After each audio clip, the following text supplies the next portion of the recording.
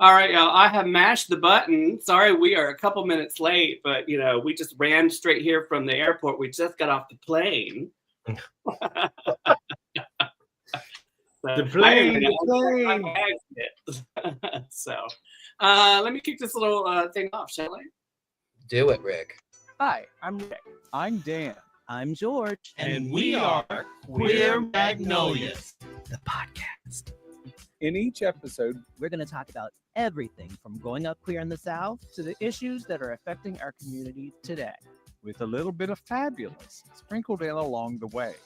So join us for an all-you-can-eat buffet of queer joy, mixed in with the occasional bitch fest, but always served with the spiciest tea. There you go. We're back to the old logo. Yay! We are, and the occasional bitch fest. Yes, exactly. So, are we having one of those today? Just heads up. No, I thought we would talk all about our little trip to New Orleans. I thought that would be a fun little something different. Because nobody wants to hear about all the fucking bad shit that's happening in the world. It just gets worse and worse and worse. So I say let's talk about New Orleans and Saints and Sinners. Let's do it. Take it away, boys. Go ahead, Dan. You wanna set up what Saints and Sinners is? Yes. So Saints and Sinners is what I would call the gay division of the Tennessee Williams Literary Festival, and it's held the last weekend in March, or maybe the fourth weekend in March every year. And it's held in New Orleans, and we are at the Montleone Hotel Montleone, right on Royal Street, and it's a lot of fun. It's a gathering of queer LGBTQ plus authors and readers and publishers and all things queer books. So this was my third year going, I think, in Rick's second, right? Second year, yep. Oh my God, how much fun was that though? I mean, like we did panels every set. Well, Dan hosted a few panels. I didn't do that, but Dan hosted a few panels, but I also attended a lot of panels, and it's just really great, fun conversations. But this year, what was a little different, and I don't know, you've done it longer than I have, Dan, so you would know, but there was a lot of interactive writing this year that I only experienced in one panel last year. It was almost every single panel I was in this year had an interactive component to it. And we, like the one by Jerry, the one that Jerry Wheeler, our friend Jerry Wheeler hosted, was about, what was it? It was about writing sex scenes in your novels or something. And so he had 5 topics that we all had to do things on. It was the most fun, I swear, I think I've ever had in any panel. So we should bring Jerry on. We should have brought him to talk about it. It was so great. We should, because it was really cute. So, and as happens occasionally, you get sort of interplay amongst the people taking the panel class. And we had a little bit of that this year. And that was fun, just sort of, one person riffing on something somebody else had said, or something somebody else had said. And so it just sort of went back and forth, but it was very playfully done because I really didn't know, sex in novels can run from, the shades blue in the wind to hardcore stuff. Depends on the genre you're reading in. So I didn't really know what to expect, but I thought it was really quite a bit of fun. Jerry made it interesting. He certainly did. So you didn't know what to expect, but what did you get? Well, not nearly enough, but tell them about your back and forth with what's the guy? Sorry. Oh, Sven and Olaf. So so we had 5 prompts. So basically it went back and forth. I was having sex with Sven, and it wasn't quite as good as the sex I'd had with his brother Olaf, which wasn't nearly as good as the sex I had with their father. And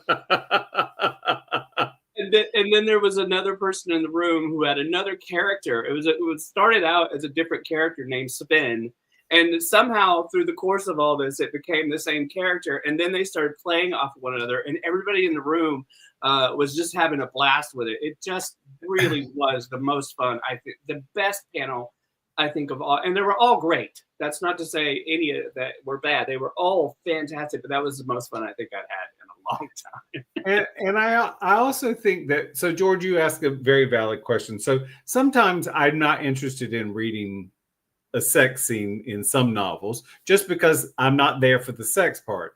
And I also find that some people aren't good at writing sex scenes. They're just not. I mean, some are very mechanical. Some are very and then some are so fantastic. Like my friend Taj McCoy, she writes these sex scenes that I swear I tell her every time I talk to her, all your books should come with a pack of cigarettes. It's just, but they're organic to the story. They're never out of place. And she does it with such delight. And just, I mean, honestly, I'm like, I'm there for it. And she does it well. There are plenty of authors who do it well, but there's some that are very mechanical and it becomes like, oh, okay, whatever. You know, that doesn't fit there. I know you want to force that block into a round hole, but it ain't going to work. Literally and figuratively. George, you got something to say about sex, honey? I see you percolating over there. Uh-huh. I agree. I definitely agree. I mean, there are places where you read books and it's like, you know, where people just really want, you know, it's the authors, like they've got an agenda and they're going to put this scene in. And it's not just with sex scenes. Sometimes it's, I don't know, it's conversations and you're like, what is this? Why? How did this get past your editor? This whole chapter could just come out. Well, if you can imagine, that's what got printed. You can only imagine where it started. Well, that's true. That's very. And how did your sex scene go, Rick? Oh, mine was quite fun. I think the biggest reaction I got was it on? I forget. So the prompts were the 5 different senses, right? Sight, touch, taste, all of these, which were great. So brilliant, so brilliantly done.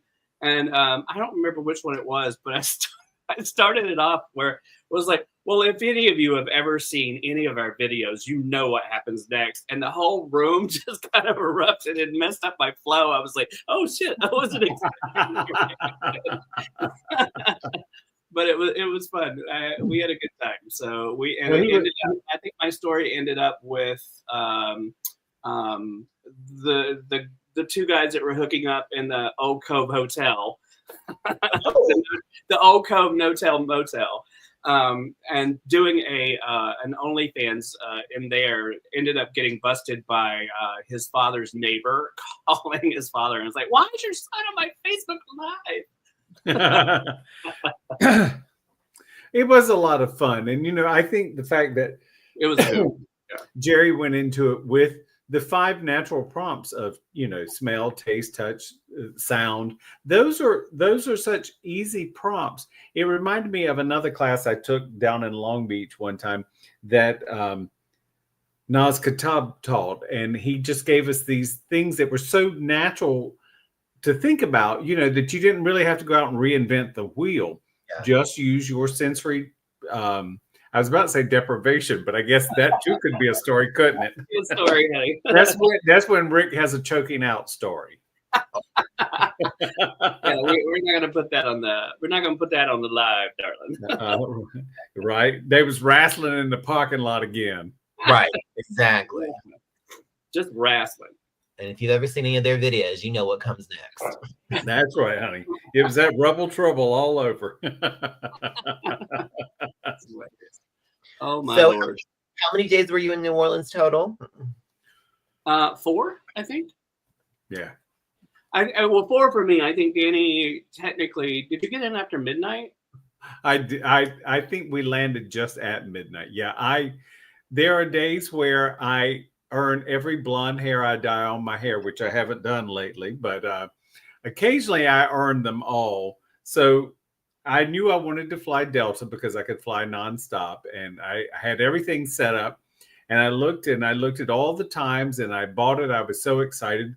Then when it said it's time to check in, I'm like, well, screw you. You've rearranged my flight. I chose the PM instead of the AM. Whoopsie. Oh, I see. Yes. Oh, yeah.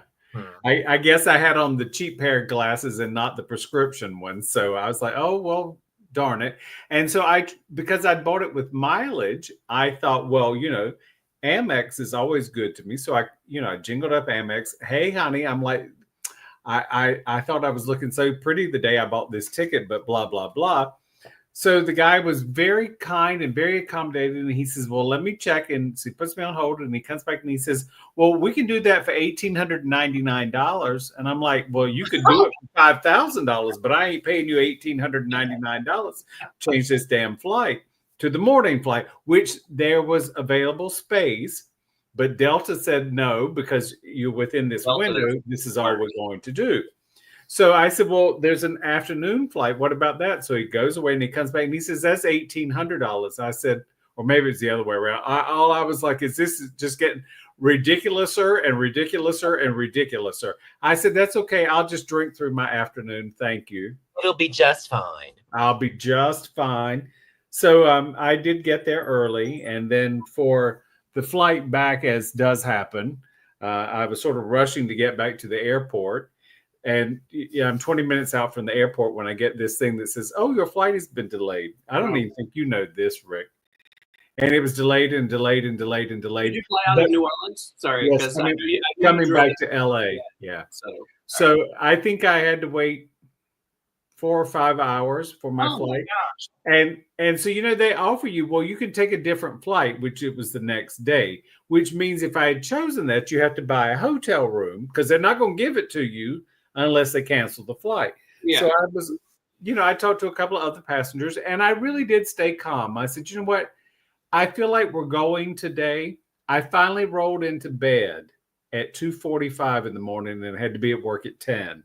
I was not a pretty picture the next day. I wish there was an easier way to get to New Orleans from Los Angeles, but there just isn't. There's really only one direct flight, and I think that's Delta.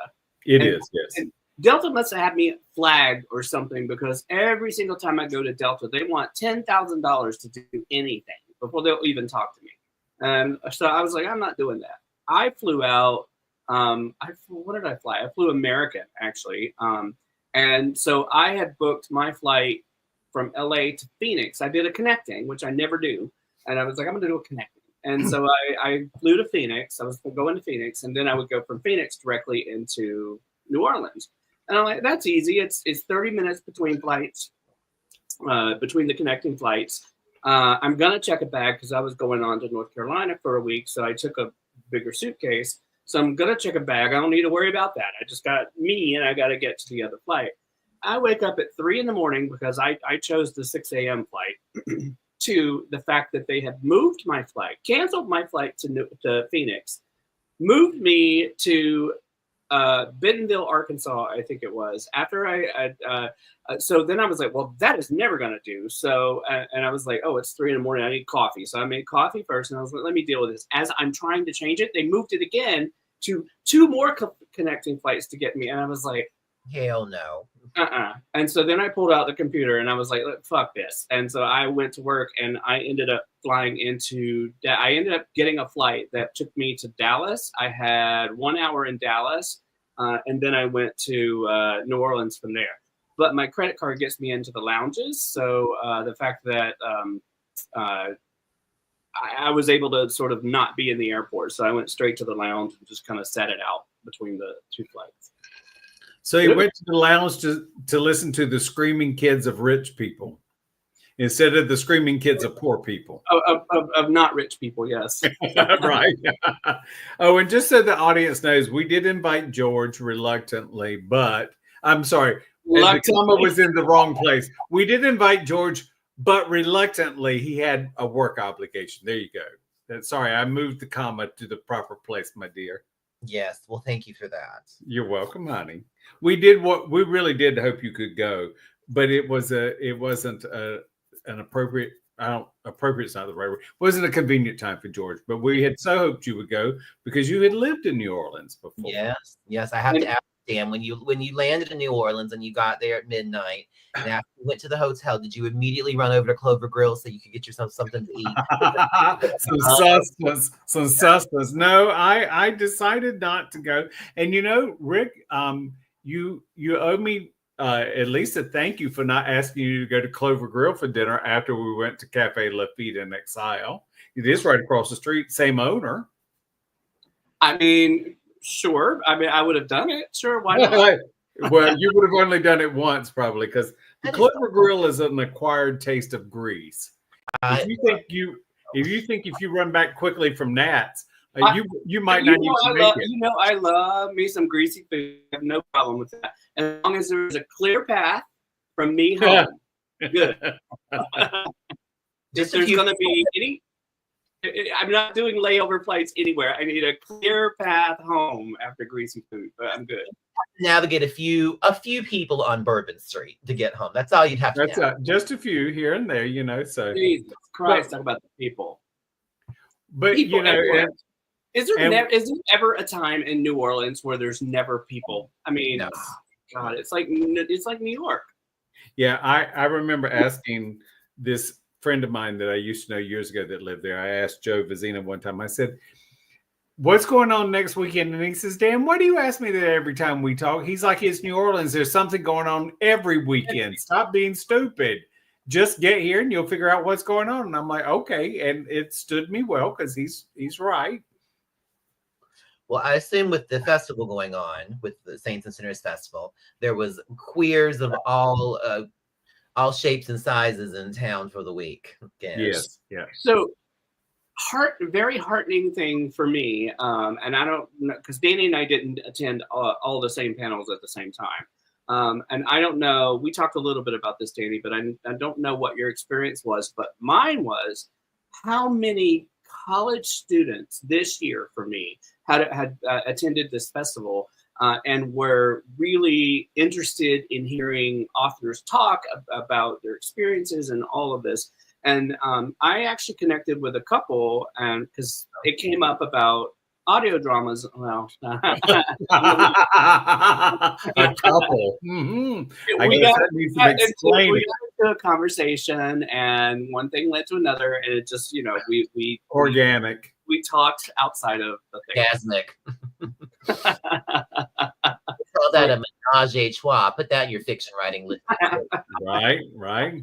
Well, if you've seen any of our videos to date, you know what happened next. Right. That only fans on Facebook Live. Yeah, it is nice because one of the things that I do with all conference leaders everywhere, no matter whether it's Saints and Sinners or Bouchercon or Left Coast Crime or ShortCon or wherever I go, I say the exact same thing. We have to attract a younger audience because we are aging. Every day we live, we're aging. Well, some of us more than others, darling. Well, I'm on the fast track, honey. I'm in the express lane, stepping on grease, sliding through there at this point in life. I'm in the fourth quarter, and there may be overtime, but I doubt it. So you never can tell. But the thing is, if we don't attract younger people, we don't give them the same opportunities that we got. One of the things that I think somebody said at Saints and Sinners is now. All three of us were born before 1990. That's far enough as far as I'll go. We'll leave it at that. But when I got to Miami in 1988, because y'all know I got to Miami in 1988. When I got there, 99, Queer Lit was coming into its own. Armistead Maupin had been doing the columns in the San Francisco newspapers that became Tales of the Cities books. Those things were beginning to hit mainstream media. But 10 years before that, Willow Somebody Run Something. Anyway, there were very few lesbian books. There were very few gay authors. It was like you could shoot a cannon off and not hit anybody because they just didn't exist. So we grew up in okay, you make that face. Give me 5 books in the 70s that dealt with gay subjects. I mean, you're the front runner. I mean, there was Tennessee Williams, there was Truman Capote. I mean, there were a lot of gay Gordon, But that- to Dan's, I'll let you talk. But to Dan's point, I think yes, they were written by gay authors, but they weren't really gay centered. Whereas the front runner was very clearly by Patricia Nell Warren, I think, right? Yes. Very clearly centered in the gay community. But I think that a lot of stuff that Truman Capote did was not always Well, outwardly centered. It was clear when you look at it, like, oh yeah, this man is clearly talking about the queer community, but I don't think he ever actually came out and said it, right? I don't know. I mean, but no, I agree with George. Yes, we were represented, but not necessarily as gay authors. We were, or Truman Capote was just funny. I mean, he wasn't, he didn't go on any show saying, "Look, I'm a big queer." I mean, that just didn't. It wasn't no secret. Exactly. No, I mean, everybody knew it, but it just wasn't talked about. I'm trying to remember. So there were people, but in the late 80s and into the 90s, it became much more fashionable. You saw a lot more representation. One great thing now is seeing younger queer artists coming up today in the romance field that are really represented at the airport. I mean, that's a real nice thing to see. I'll be a little curious this June in the airport what I will see. I hope I still see the great representation I've seen in the last 5 years. I hope I see that this year. Well, Dan and I are on the advanced reader copy emails from publicists about a lot of books and stuff because of the other podcasts that we do. And I still see, and it makes me feel great that I still see publicists sending me books that say, this is a story that's centered around a queer character. And I was a little worried with everything going into this current administration and this current year and everything that we've seen from all of the efforts of corporations and what's his name? Zuckerberg. Elon. Yeah, well, I was thinking more Zuckerberg and how they're just kind of like doing away with any and all forms of DEI. That I was afraid that we were going to see less and less stories about and by queer artists and queer characters. And I have not seen a reduction in that. So I've been very happy about that. Same here. George, what about you? You seen a reduction or not? Well, I mean, if anybody's going to see the books, it's going to be the two of you. Dan, you got more books in your house than... Carter's got liver pills, honey. Carter's got liver pills. It's called #hoarder, honey.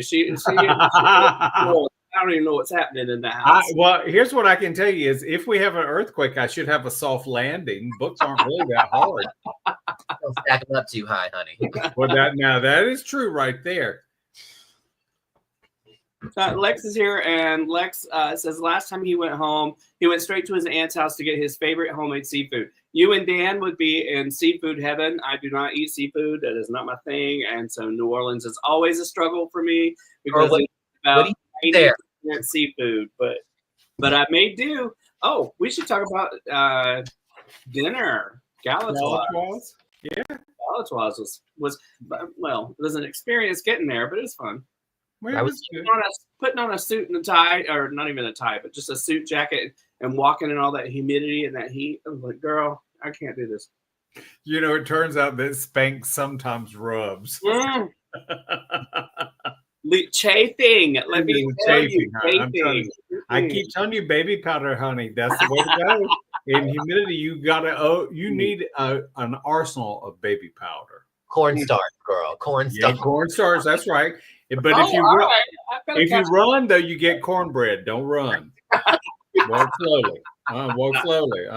Grits. That was rising. Right. Down. So Galatoire's was just as delicious and lovely as always. We both look very handsome. Rick, can you share a picture on this thing? I can if you can send it to me. Oh, okay. Yep. Let me find it and I'll send you the picture. So I thought it was great. One of the ones I touched up because we don't. Oh, well, I don't know. Did you? Hold on. Let me find it. Keep talking. You find it, right? So, but we had a good time. The service was amazing. It really Always.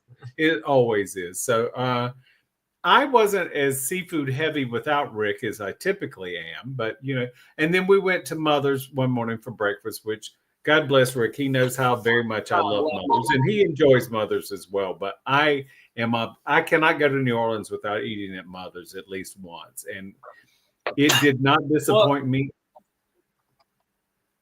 at all. Hold on. I've got the photo, but I got to do more work to it. So, all right, because it's an appointment that the computer is not recognizing. So okay. Try to put it in the logo section. You might be able to do it there, right? Or the brand section or whatever it's called, style. Media assets, yeah. But we had a good time. So I will say that Rick and I had a server at Mother's who was pregnant. And she wasn't having any of us or any of anyone else. It didn't matter what you wanted. She brought it to you, but she did not serve it with a smile or a heart. She just wanted everyone dead. I mean, one dead. cup of water, and you better make that fucking cup of water last, because you ain't getting another cup of water. No. Not happening, darling. Not happening. So the exact opposite of Galatoire's service. Yeah, absolutely. They could not bring me enough gin at Galatoire's. It was delicious. I loved it. But dinner was good as well. I mean, we had a good time. And I do like every now and then getting dressed up to go out to dinner. It just makes it special. But I will say, to Rick's point, Galatoire's is maybe at maximum 4 blocks from the Montleone. Mm-hmm. But you would have thought it was 4,000 blocks, the number of people we had to sort of weave in and out of on Bourbon. Bourbon was ridiculously crazy. Well, all right, I've got the photo. I'm going to throw it up here. It's from an oddly high angle, but it is what it is. So that was us dressed up for Din Dins. That's right. And I wish I'd had someone do my hair before we went, because it needed doing. But anyway, put a little curler in the back of it there. It needed something. Needed a little something. Little spit curls, Dan. Right. Sunday morning, Dan and I were going to go up to the Garden District in New Orleans, because that was something I really wanted to do. I think Dan ended up wanting to stay back because he had a panel that afternoon that was a little sooner, I think, than he had anticipated for. And so he had to prep for it, which was fine. And so I got onto the cable car, and I took it right up to the Garden District. Go ahead. I said it's a streetcar. It's not a cable car. This is in San Francisco. Sorry, whatever. I'm sorry. I'm trying to navigate all these screens and all of this stuff. But no, I went up to the Garden District and did a little stroll around. I saw Anne Rice's house. So if you saw the social that went out today, that's her house in the social. And then they're playing music out front of her house. I went off the internet. I didn't ask Chris. I just I went off the internet. Yeah, you better not let me catch you talking to Chris. Mm-hmm. They were playing music outside the house, which I thought was super cute. And then from there, I went over to the American Horror Story house, the Coven House. Yeah, that's the house in the picture. Yeah, that's the Coven House in the picture. Sorry, darling. No, that's not the Coven House. That's the Anne Rice house. The First Street house? That is not the First Street house. Oh no, you know what though? So you know what? Rick might be right. Anne might have bought that afterwards, because the women that own Commander's Palace were talking about she lived across the street, and that's the house. The Coven House is across the street. No, not that one. No, this is the house that she had when she passed away. Oh, okay. This is that house. So it's on what is that, Main Street? It's literally on that street. Oh, on St. Charles. St. Charles. Yeah, St. Charles. Yeah, it's on St. Charles.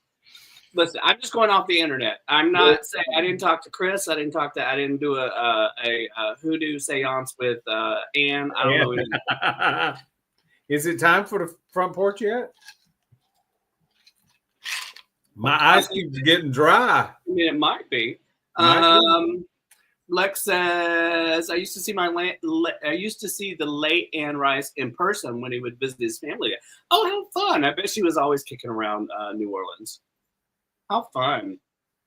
Oh, he also says, if you don't like seafood, his mom and sister make some kick-ass red beans and rice and, fired chicken. I like that. Right. I think that's fried chicken, but either one, I'm in. Fired, fried, I don't give a shit. I'm in. I love me some chicken. I love chicken as well, you know. We all know you love chicken, Dan. Well, hush up now. Hush up now. Hush your mouth now. Keep it right quiet. I don't have the front porch thing ready to go, so if somebody want to do the little songy dance thing. Bang. All right. Welcome to the front porch, y'all. All right. I'll be right back in a minute. Yeah, I'll come back now. Y'all come back now, you hear? That's hilarious. I really wish you could have gone there. It would have been fun. It's been a long time since I've been to New Orleans. Lord, you get that ice maker fixed, darling. I don't know what's going on. It's fixed. It's working, ain't it? You know, Dan gets her ice delivered. She's out there with the ice pick. Chip. I have one. Don't bother with me. It was bequeathed to her from her great aunt and her mom. My ice pick stabbing mother. That's fucking hilarious. And Well, actually, I don't know. Did I tell the audience yet that my mother stabbed her sister with an ice pick? I mean, not on the live, but okay. Well, it's live now. You've said it in the show a few times, but you've never said it in the live. But I mean, I guess it's the same audience, so go for it. Sure. Probably. Well, I just said it. I just said it already. Do it. She stabbed her sister with an ice pick. She probably should have stabbed her twice. Her sister outlived everybody. I stabbed her 10 times. She ran into my knife 10 times. That's right. Obviously, the ice pick wasn't sharp enough. Well, or her aim wasn't. Well, there is that too. There is that. Yep. And why did she do it? What was she mad about? So my mom's sister used to always torture my mom, and she threw a biscuit at her, and it skimmed past my mom's head, and so my mom picked up an ice pick and she flung it across the room, and it stabbed her sister in the back. Square between the shoulder blades? Between the shoulder blades, and she was the chunky sister, so she couldn't get it out. And I really believe that if my mother had been close enough, I think she'd have pushed it further in, because they did not like each other, and it didn't get better as they grew up. It only became worse. That's hilarious. So I used to make a joke. I used to say, you know, people are, they're so tough and butch and all that shit. I'm like, no, an ice pick, just go up and in, or go in and up. You just got to get between the blades and go up, and they're done. Very small wound. You can put your finger on it and stop bleeding. It's okay. But then it's bye-bye. Good night, Charlie. You really putting the shank in Shawshank, honey. You got that right. Wait. Between the blades and go up from the back?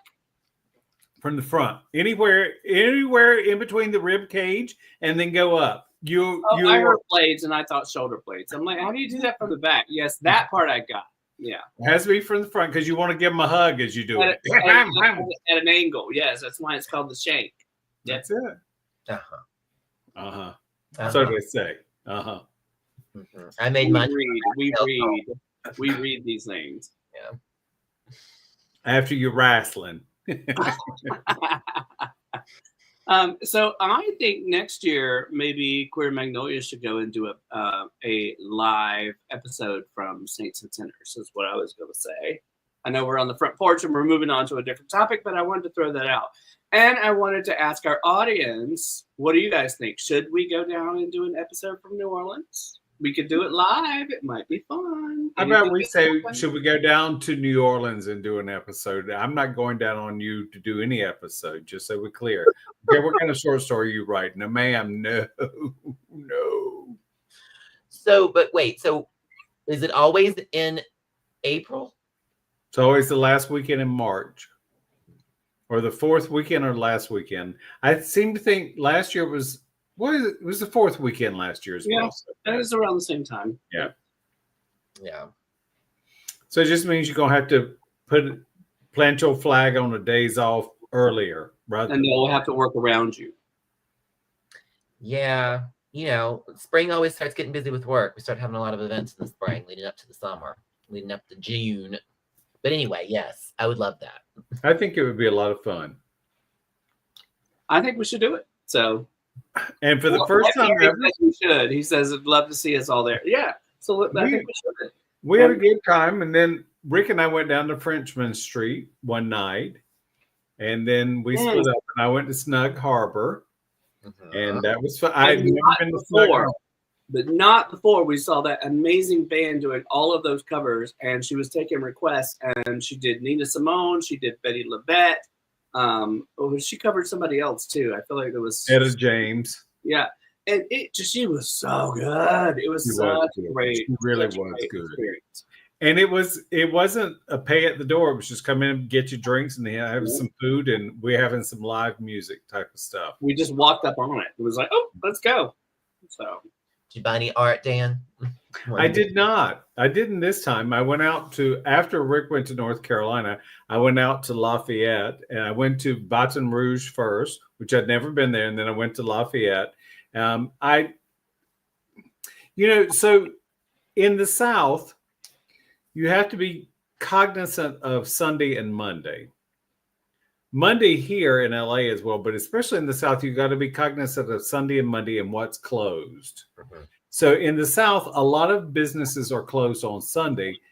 Some businesses are closed on Monday. So there were a couple of art galleries that I had hoped to hit up, but they were all closed on both Sunday and Monday. So that was a little disappointing, but went out to some tiny little place called Opelousas, which was cute. They had a little art display around the county courthouse. Is that from our friend? She told us to go there. What was her name? Oh, Edna. No, that was. Oh, Lord. She was from Mamu. Oh, my God. So Rick and I met this woman about a week before we went to New Orleans at a local bar here in Sherman Oaks-ish, adjacent, called the Foxfire Room. And it's truly a local bar, but it's a lot of fun and it's very accepting and accommodating to everybody.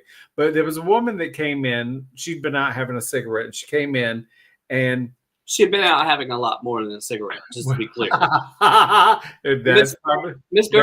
Miss Edna had been at this for a while. She was a pro.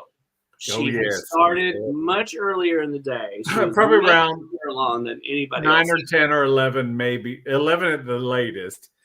So she came in, and her Creole accent was, or Cajun because she's from Mamu. So her Cajun accent was very, very pronounced. And so Rick and I told Edna we were going, and Edna's probably younger than me, which most everybody on earth is younger than me, honey. I mean, Edna wasn't that old. I mean, the Nina, the Pinta, and the Santa Maria is probably younger than you, darling. Well, they was all wooden ships, hon. And look, I'm still here too, hon. So she came in and we heard her accent, so we struck up a conversation with her. And she was a lot of fun, and she was telling us she's from Mamu, Louisiana, which, of course, I've heard of Mamu because it's in a song. It's in some famous song. Don't ask me which one. But I was like, oh, yes, George's. It's not jambalaya fish fry, filet gumbo. That's not it. It's, Lex, what's the song that has Mamu in it? Lex should know this. Lex, tell us. So why are you doing that? I have a conversation with her, and then I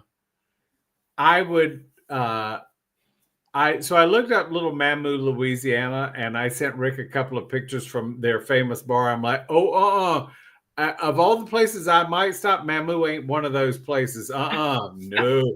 Well, it is the Cajun music capital of the world. It is indeed. That's right. It's on the side of that bar. You're looking at the same bar. I know that.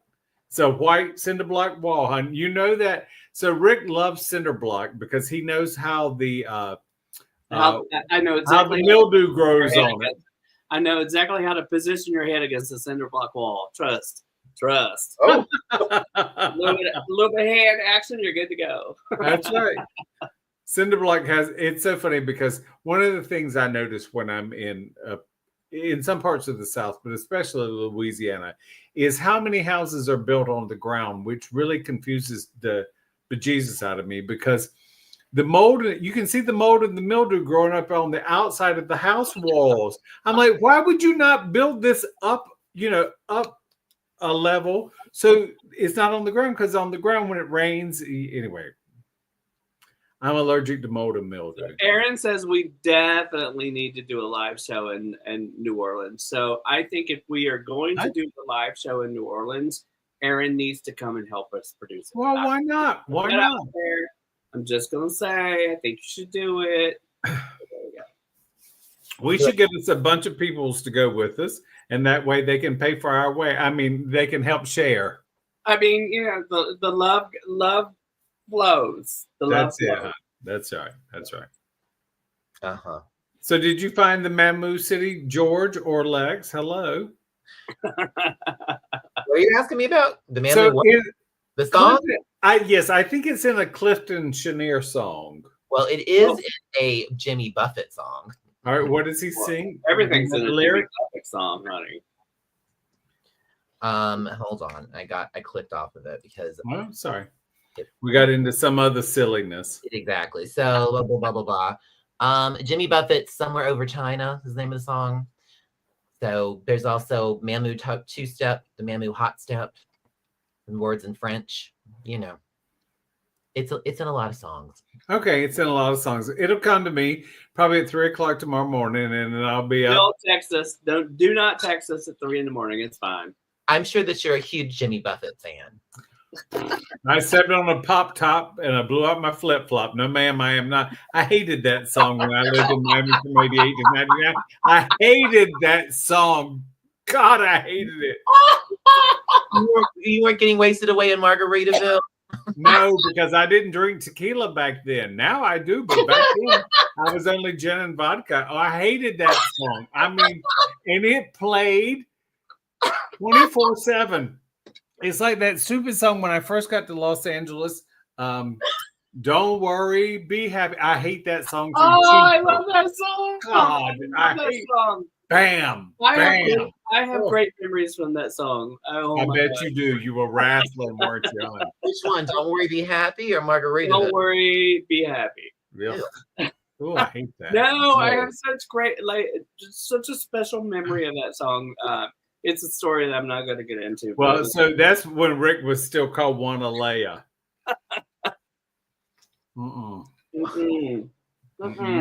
Back when she was trying on Ricochet. Right? It is in the Ricochet era. Yes. Yeah. It is in the Ricochet era. But, that's got a seat in the no ma'am section. All the way, honey. All the way. Y'all are terrible. Terrible. Terrible. Terrible. Okay, Ricochet. I still can't believe we haven't got Sade Ross on the show yet. Oh my gosh, we should totally get Sade and Tiffany Bonet. I wonder if they do it. I try to engage with Sade. I don't get much out of it. But the next time I'm in Fort Lauderdale, I'm gonna corner Sade because I know where Sade is in Fort Lauderdale. So that would be a lot of fun. I mean, we've tagged them in a few posts, like when we talked about the episodes, and they've always responded, with a little like and a little hi. But we've never asked them to be on the show, but they probably asked for money, which fine. But we don't. You're an executive in the entertainment industry. Nobody you makes handle this, Carl. Come on, you got all that Gabby's Dollhouse money. Oh, that's right. Yes, all that Gabby's. All right. Well, it has been lovely, and I have truly this was a throwback to our old episodes, and I want to keep this going. What do you guys think? We should just lose the new format and go back to our old ways. It's a lot more fun, and none of us have to be too worried about not offending somebody with this stuff that's going on in today's world. Well, we don't want to be or bringing anybody down. So, I mean, honestly, it should be about the love. That's what Career Magnolias is about. Dan, are you wearing blue contacts? Your eyes look so blue today. No, this is my natural blood color, hon. Oh, maybe it's your screen. Maybe your screen. It could be my glasses because there's all my prescription eyewear are tinted because I play on a computer all day. I mean, She's crystal pale, honey. It makes her brown eyes blue. You know what, honey? These blue eyes have got your Linda Carter from that Maybelline commercial she used to do in the pool. These blue eyes have got me play on Instagram, so don't even go there with me, boys. Oh Lord, now she's going white. Your t-shirt. I'm going your t-shirt. Don't fuck with me, boys. It's not my first time at the rodeo, honey. That's right. I mean, I fell off the last one, but it wasn't my first time. It wasn't. I did fall off, but okay, you know. But then you got right back up. I would say if it had been bigger, I wouldn't have fallen off. But you know, those things happen. Those things happen. Okay. I mean, sometime when you anchor to the post, the horse doesn't go away. When it fits all the way around, hey. Square peg in a round hole. Stop talking right now. I'm talking. It's gonna get real bad. All right, it's been lovely, y'all. Have a wonderful rest of your week and happy Monday, and we'll see you guys next week. Indeed. Oh damn! Next week again? Jesus Christ! Already. All right. Bye, y'all. Bye. Bye, y'all.